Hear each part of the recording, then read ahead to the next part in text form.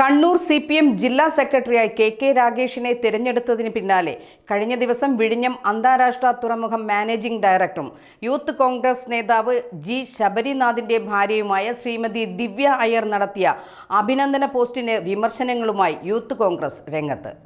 ദിവ്യ ശമ്പളം വാങ്ങുന്നത് സർക്കാരിൽ നിന്നാണ്, അല്ലാതെ AKG സെന്ററിൽ നിന്നല്ല.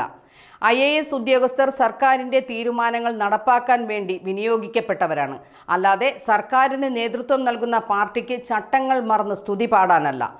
ഔദ്യോഗിക കൃത്യനിർവഹണങ്ങളെ നാണിപ്പിക്കുന്നതാണ് ദിവ്യയുടെ നിലപാടെന്നും ഇപ്പോഴത്തെ ഭരണം ഏതാണ്ട് അവസാനിക്കാറായെന്നും ഇനി പുതിയ ഭരണം വരുമ്പോൾ കളം മാറ്റി ചവിട്ടിയാൽ സംരക്ഷണം കിട്ടുമെന്നൊന്നും ദിവ്യ കരുതേണ്ടെന്നും യൂത്ത് കോൺഗ്രസ് പ്രതികരിക്കുകയുണ്ടായി. കർണന് പോലും അസൂയ തോന്നും വിധമാണ് മുഖ്യമന്ത്രിക്ക് കെ രാഗേഷ് കവചം തീർത്തിരുന്നത്.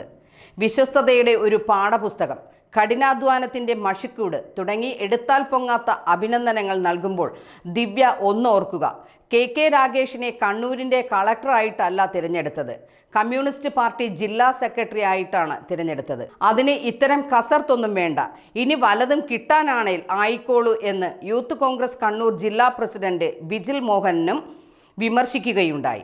ഇതിനിടയിൽ വിശദീകരണവുമായി ദിവ്യയും രംഗത്തെത്തി.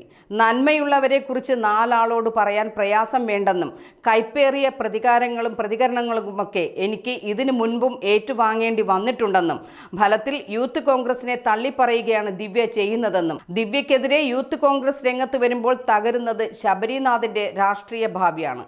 അടുത്ത തിരുവനന്തപുരം DCC അധ്യക്ഷനായി പരിഗണിക്കുന്ന പേരുകാരനാണ് ശബരിനാഥ്. അതിനിടയിലാണ് ദിവ്യയുടെ ഇത്തരം കമ്മ്യൂണിസ്റ്റ് സ്തുതിഗീതങ്ങൾ.